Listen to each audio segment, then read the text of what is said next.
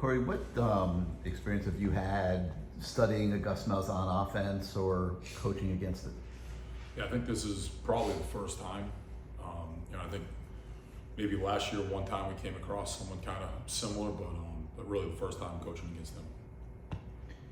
Coach, for you, just 4 games in, how do you evaluate how defense is overall? How do you feel the guys have bought into the system that you've been implementing? I think, every week I think we're playing faster.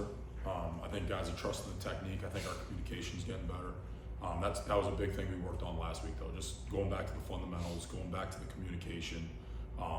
Just trying to be a little bit more detailed in how we go about everything we do on defense. With the fundamentals, the techniques, the alignments, and trying to clean that up.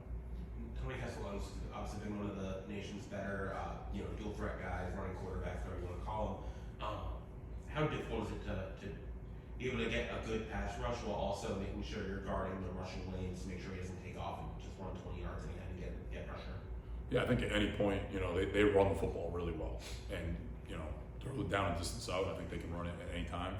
We have to do a great job with containing the quarterback, caging the quarterback. Having a guy underneath, making sure we have eyes on him, and it always adds a different element to what you're doing when you have to defend that quarterback run. Obviously, Ruben Dane's been, if not one of the best defensive players in the country, arguably one of the best players in the country, period, so far. Is there anything that he's done so far this year that's surprised you? I'm sure you knew you were getting a good player, but the way he's played in the first 4 games, how much does that impress you or surprise you? Yeah, I think he's been a dominant player. I think what he did this offseason, as how he took care of his body, the way he works, the way he gets the extra reps in practice, how he's gone about his fundamentals and techniques, and then how he attacks every single day. That's what shows up on the field. And I think if you work at it constantly in the off season, in the summer, in the winter, spring football, it's now showing what he did in this off season.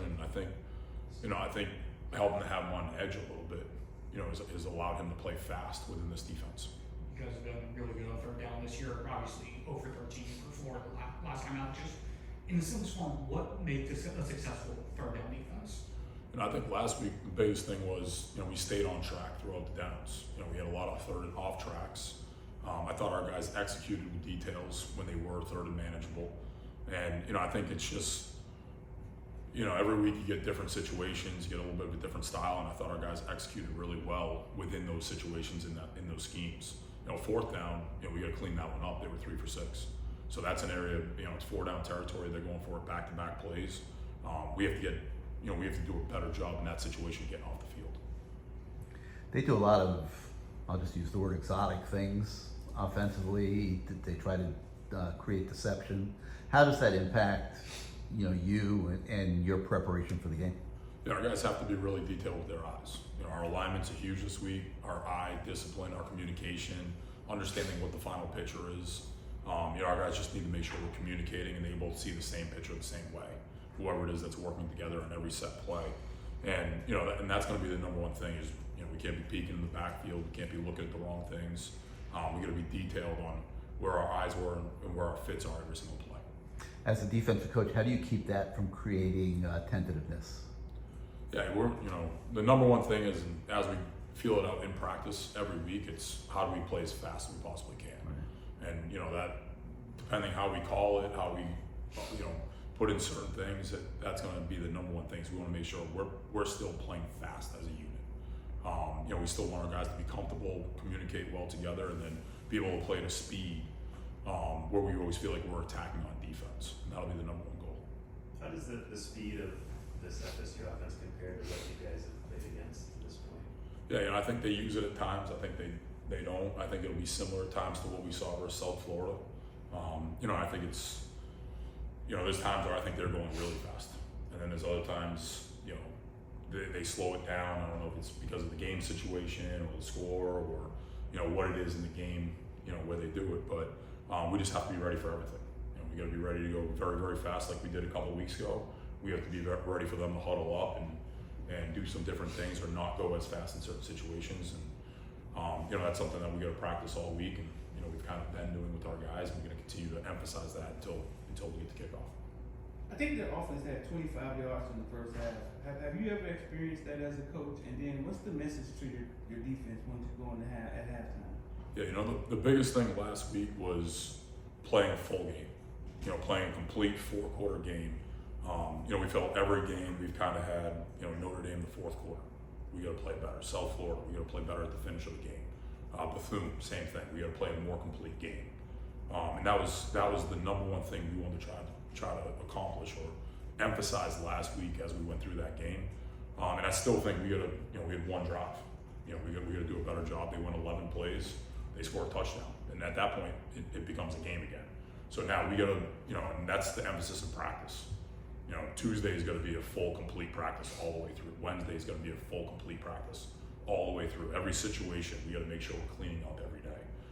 Because we still, the emphasis on defense is we still want to play a more complete game than we've played so far.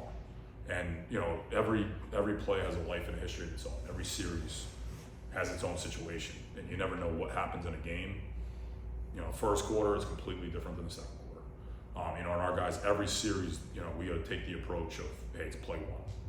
We got to get a line, do our job, have our eyes in the right spot. Okay, play two. And you never know what's going to happen. South Florida hits a big explosive, we have to respond. We got to hold them to a field goal, get off the field. Florida, same thing. They start of the third quarter, they drove the ball down the field. We need to respond in that situation and get a huge 4th down stop in the next series. And that's where I thought our guys, are continuing to get better and improving every single week to be able to now step up and get that stop on that second drive of the third quarter. But it's still an emphasis that we're going to have in practice tomorrow. We're going to have it on Wednesday. We got to constantly get better and more detailed so that now we can limit some of those situations. Obviously, there's been a lot of attention on Ruben Bain, the Keene Bethor, and they deserve it. How would you look, looking at the interior defensive line, how would you grade how they've done so far?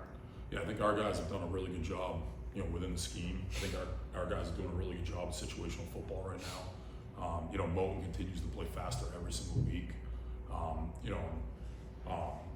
From Scott getting that forced fumble, coming out the stacks against Notre Dame, to Boulay knocking the line of scrimmage back and doing his job really well every play.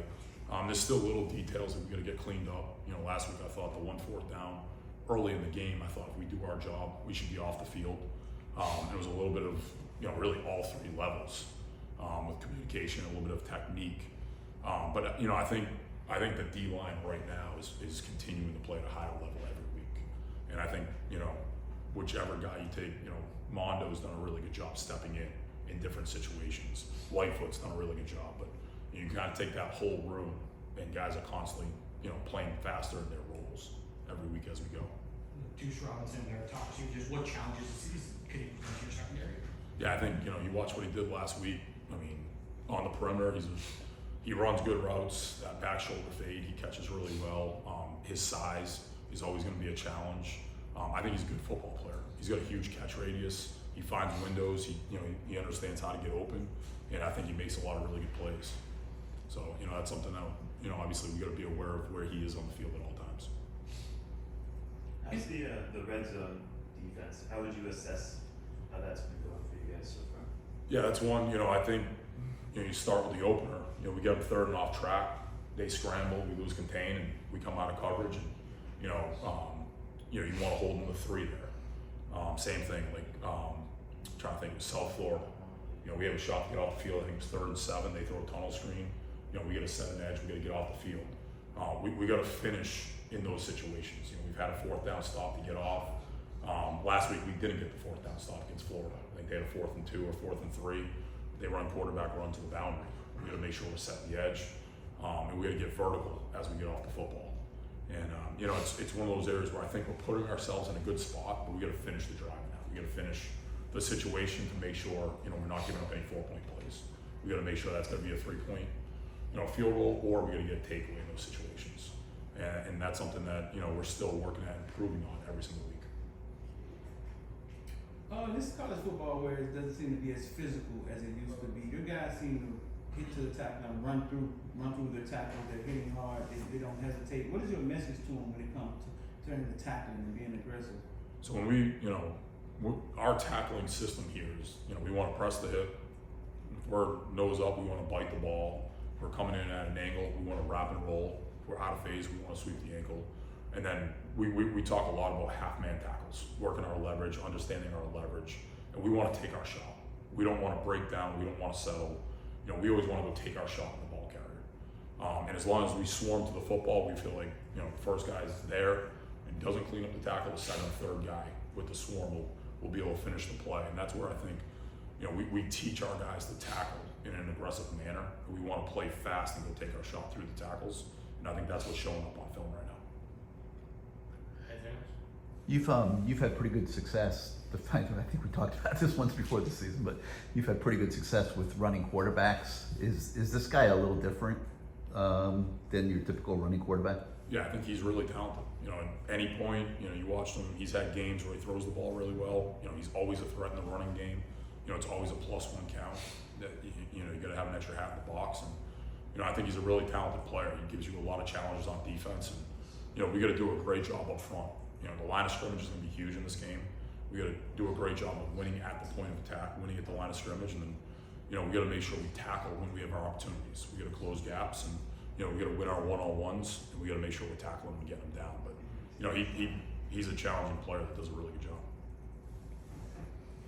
Awesome. On to